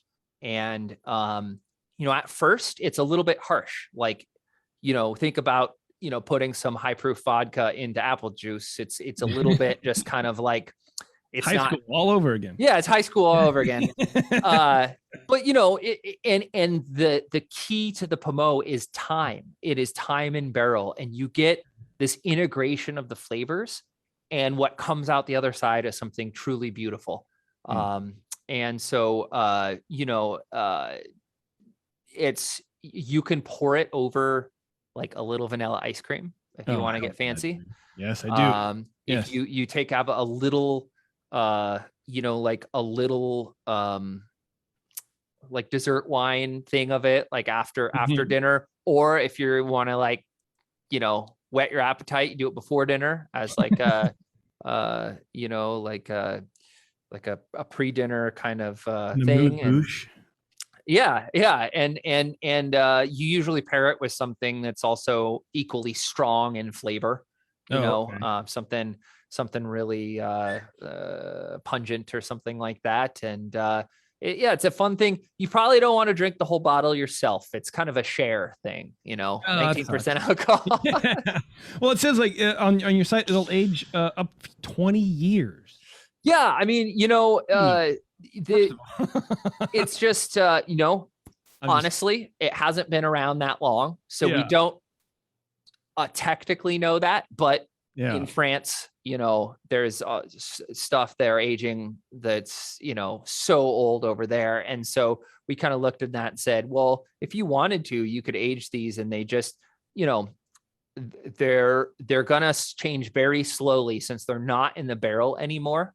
But because they're such high alcohol content, like that's the deal with port, right? And things like that. They can take a long time in bottle. And so they're definitely good to drink now.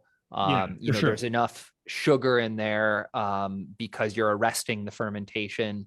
But over time, what you'll get is a lot of the more fresh apple character will start turning the corner towards more like baked apple, and eventually you get like gingerbread characters and this kind of like baking spice kind of like older fruit leather kind of things coming out, as it ages. Yeah, I could see that. That sounds good, man. Yeah, that sounds delicious. So that's the story of Pommeau. I like it, man. You do a lot of cool stuff over there. You guys check out townsciderhouse.com. And it's a great website. I mean, your website is very, very easy to use, and it's very informative. You get a lot of shots of what's going on at the location there, and a lot of people in front of tanks, which is always good to see. But also there's a cider locator, so you can figure out exactly where to find all of the Two Town ciders in your area. Dave, thank you very much, man. I really appreciate the time and the chat and the hang. It was a good time. I appreciate it. Was a good time. I really appreciate you having us on, and stepping out of the beer world to something a little bit different, Hey, next time you're up here, visiting Mr. Marliov, come knock on our door. We'll see if we can fit you in. There's not too much space these days, but it's a 1 in, 1 out policy. Well, we'll see if Dave's still alive by the time I get back up there. You never know with him. He's always on the edge. He's always on the edge. Yeah. I mean, geez, with that motorcycle too, I can't believe somebody actually sold him, a motorcycle with that much horsepower. He has definitely a devil on one side and a devil on the other side of his shoulder talking to him. You know what you should do? Be less risk adverse. Anyway, Dave, Two Town Cider, thanks very much, man. I really appreciate it. Thank you guys for listening. Really appreciate that too. We also really appreciate our sponsor, More Beer. You can go to morebeer.com, find everything you need to make great beer at home, or cider, or wine, or mead, or anything you want to ferment. Just ferment whatever you want to ferment. You can do it at morebeer.com. Check them out. Thank you a lot, everybody. I appreciate you. And until next time, we'll see you.